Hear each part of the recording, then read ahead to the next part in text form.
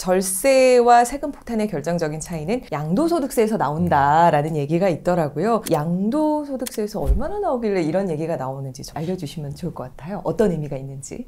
우선 양도세가 특이하게 비과세라는 규정이 있거든요. 비과세. 비과세는 세금이 없다라는 그렇죠. 의미로 매매 가격이 12억 이하의 한 세대가 주택을 하나만 갖고 있고요. 2년 이상만 보유하고 팔게 되면은 세금이 없습니다.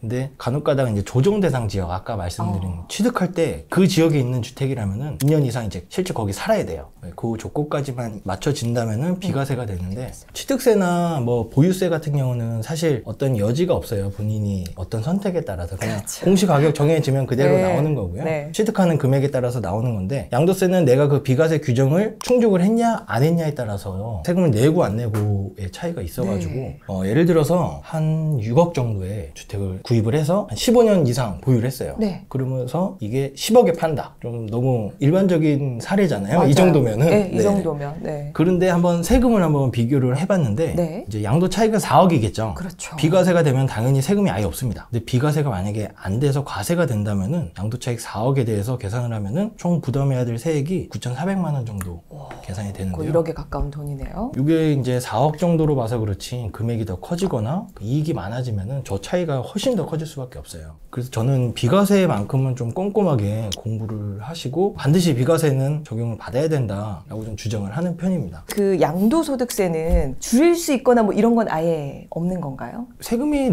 낸다면은 그냥 네. 그 계산 과정에 따라서 계산이 되는 건데요. 네. 계산을 좀 제가 설명을 좀 드리려고 좀 표를 하나 갖고 왔는데, 좋아요. 우선 매입 가격이 있을 거예요. 산 가격. 그렇죠. 그리고 취득세를 냈겠죠. 그 다음에 거기에 따른 법무사, 중개사 비용. 이게 총 내가 산 가격입니다. 그리고 나중에 얼마에 팔겠죠. 그러면 내가 산 가격을 빼면은 저게 이제 양도 차익입니다. 이익인 거죠. 네. 근데 이것도 이제 보유를 얼마나 오래 했냐에 따라서 장기 보유 특별 공제라고 이제 최대 30%까지 저 양도 차익의 일정 비율을 공제를 해주는데요. 네. 저렇게 공제를 하고 나면은 양도 소득이 나옵니다. 그리고 1년에 한 번 기본 공제라고 해서 250만 원을 또 빼주거든요. 아하. 그렇게 해서 과세 표준이 만들어지고 여기에 세율이 적용되면은 이제 산출세액이 계산이 되는 구조입니다.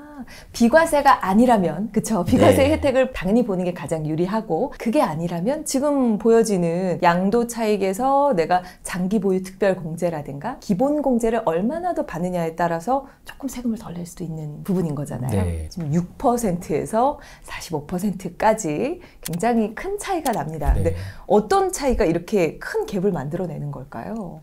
세율이 곱해지는 게 과세 표준이라고 표현을 하는데요. 네. 과세 표준이 만들어지는 과정을 이렇게 그림으로 설명을 드렸고, 과세 표준이 높으면 높을수록 더 높은 세율이 적용이 되는 겁니다. 이걸 누진세율이라고 표현을 하는데요. 네. 많이 번 만큼 세금도 많이 내라는 겁니다. 단일 세율 같은 경우는 얼마를 벌었던 똑같이 10%. 예. 그러면은 좀 더 많이 벌었지만 세금을 덜 내는 의미가 되잖아요. 네네. 더 높으면 높을수록 더 높은 세율이 적용이 되는 게 누진세율이라고 보시면 돼요. 그래서 저거를 오히려 이용을 해서 네. 양도세를 줄일 수 있는 방안이 바로 공동명의거든요. 공동명의를 하면은 똑같이 양도차익이 10억이라도 5억 나눠서 내 지분만큼 계산을 하니까 더 낮은 세율 구간에 서로 적용을 받을 수 있어서, 그래서 부부간에 공동명의를 하는 게 양도세 때문에 좀 많이 하는 부분이 있습니다. 또 하나는 양도 시기를 좀 조절하는 방법도 있을 수 있는데, 뭐 이건 누구나 뭐 되는 건 아니지만 네. 부동산이 여러 채가 있을 수 있잖아요. 뭐 땅도 있고 상가도 있고. 근데 어떤 부동산은 아픈 손가락이 있을 수 있어요.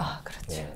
손실을 많이 보고 있는, 네. 이득을 보는 주택을 만약에 상가를 팔았다면은 네. 같은 해에 이 손해본 거를 같이 팔아버리는 겁니다. 네. 그럼 여기서의 이익이 여기서의 손실이 좀 상쇄가 돼서 차익을 줄이는 거네요. 네, 그렇게 해서 좀 더 이게 줄일 수 있는 방법이 있고요. 그거는 한 해에 파는 전략이 될 수 있고, 네. 또 경우에 따라서 부동산이 여러 채면은 한 해 동안 판 양도 차익을 다 합쳐서 계산을 해야 돼요. 오. 연 단위로. 네. 그래서 여러 채라면은 기왕이면은 24년에 하나 팔고 해를 바꿔서 25년에 나머지 하나를 팔고, 그렇게 해서 이제 과세 표준을 분산하는 효과죠. 똑같이. 그런 것도 하나의 전략이 될 수 있습니다. 세금을 영원을 내느냐 아니면 엄청난 세금을 내느냐, 양도소득세는 좀 혜택을 보는 것이 좋다라고 조언을 해주셨는데, 폭탄 사례를 본 적이 있으신가요? 양도소득세를 어마어마하게 내는 케이스의 경우. 많죠. 이제 국세청에서는 아무래도 그런 것만 보다 보니까.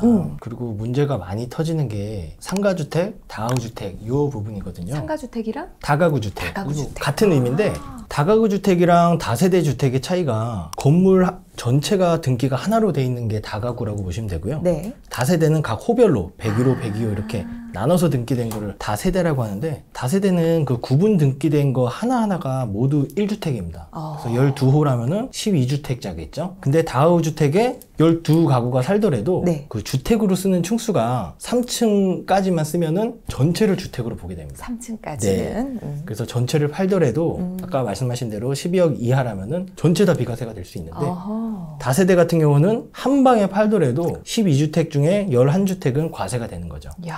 그런 차이가 있어서 다가구주택이 아무래도 좀 다세대에 비교해서는 네, 통으로 거래를 해야 되니까 네. 그런 게 있는데, 네. 이 주택 3층만 써야 되는 게 거기서 좀 사고가 많이 납니다. 어떡해요? 예를 들어서 이제 옥탑방 같은 거를 불법 건축을 해가지고 네. 주택으로 써버리면은 네. 주택으로 쓴 게 4개 층이 돼버리니까 그렇죠. 각 하나하나마다 주택으로 보게 됩니다. 3층에서 4층만 됐을 뿐인데 아까 다가구는 원래 등기가 하나니까 네. 하나의 주택으로 봐줬는데 이 가구로 네. 주택이 2개로 이제 돼버리는 건가요? 아니죠. 아니에요? 똑같이 12주택자가 돼버리는 거죠. 갑자기 확 분리가 되는 그렇죠. 거죠? 아.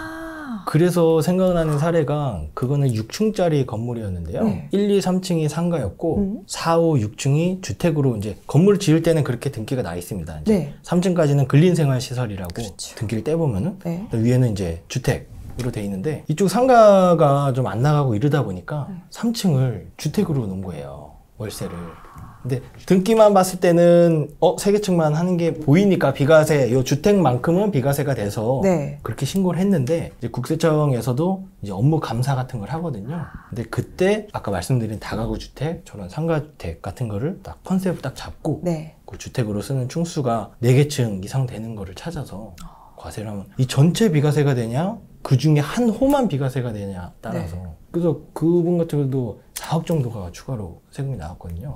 4억은 뭐 되게 적은 거예요. 그건 덩어리 자체가 크기 때문에 네. 비과세가 되고 안 되고가 그 세금 차이가 많이 커서 그 부분을 좀 조심을 하셔야 됩니다, 특히. 아마 우리 월보TV 시청자분들 중에 1주택자 시청자분들께서는 요즘 같은 하락장에 한번 내가 다주택자가 되기보다는 조금 더 상급지로 뭐 이사를 가고 싶다거나 똑똑한 한 채로 좀 갈아타고 싶어 하시는 분들 많이 계실 것 같아요. 이런 분들에게는 좀 방법을 알려주시면 좋을 것 같아요. 일시적 2주택에 해당이 되실 거예요. 네. 한 채가 있는데 이사 갈 집을 이제 사서 잠깐 동안 2주택이 되는 경우죠. 그렇죠. 그러니까 근데 아까 말씀드렸듯이 비과세는 1세대 1주택만 되시는데, 이제 우선 따져봐야 될 게, 내가 지금 갖고 있는 주택이 비과세 요건이 충족이 됐는지를 따져보셔야 되고요. 네. 2년 이상 보유했는지, 우리 세대의 주택이 진짜 이거밖에 없는지, 그리고 조정 대상 지역이라면 내가 2년 이상 살았는지 네. 한번 따져보시고, 그 다음에 이제 사실 때를 보시면은 아무래도 좀 상급지가 조정 대상 지역일 수도 있잖아요. 그럴 수도 있죠. 네, 아직까지는 해제가 안 된 상태라서 네. 뭐 무리해서 전세를 끼고 산다거나 네. 그러면 거주 여건이 충족이 안 되니까 안 되죠. 나중에 반드시 입주를 해야 돼서 그것도 좀 고려를 하셔야 되는 부분이고, 네. 새로 주택을 취득을 했으면은 이제 3년 안에 먼저 주택을 파시는 경우에 이제 비과세를 받으실 수 있습니다. 1가구 1주택, 그러니까 한 세대의 개념을 조금 짚어주시면 좋을 것 같아요.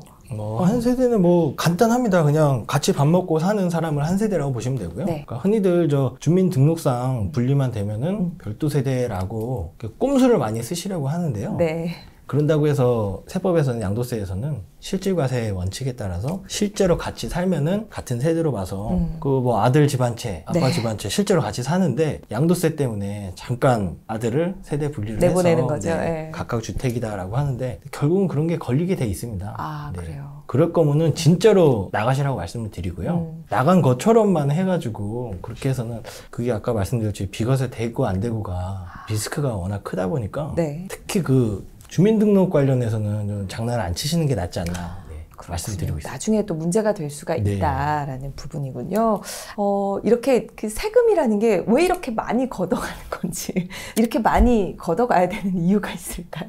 뭐 근본적인 대답으로는 당연히 세금을 걷어야지 네. 나라 재정을 운영을 하는데, 쪼개서 생각을 해보면은 특히 부동산 세금 같은 경우는 네. 정치적인 영향을 상당히 많이 받아요. 이 부동산 세금을 어떻게 하냐에 따라서 거래가 활발해질 수도 있는 거고, 취득세 같은 경우가 강화를 시키면은 매수하는 의지를 꺾는 거고, 그렇죠. 양도세를 강화한다면 판다는 의지를 꺾을 수가 있는 거기 때문에 네. 그런 정책으로 세금이 왔다 갔다 하는 거라서, 그래서 좀 그런 정책도 관심을 갖고 보셔라 하는 네. 부분이고, 뭐 어떤 때는 또 부동산이 워낙 안 좋을 때는 온갖 혜택을 줍니다. 네. 그만큼 무조건 세금이 계속 많이 내는 것보다도 그런 혜택이 있을 때 또 활용을 할 수도 있는 부분이 있고요. 세금에 무관심했던 분들께 우리 세무사님께서 좀 조언을 남겨주시면 좋을 것 같아요. 월급쟁이 부자들 이 채널도 저도 자주 보는데 부자가 되는데 도움이 되는 그런 채널이라고 생각합니다. 그것도 좋은데 저는 세금은 이 부를 지키는 거라고 봐요. 단순히 부를 늘려간 게다기보다도 세금을 얼마나 더 절세를 하고 하냐에 따라서 내 부가 유지가 되고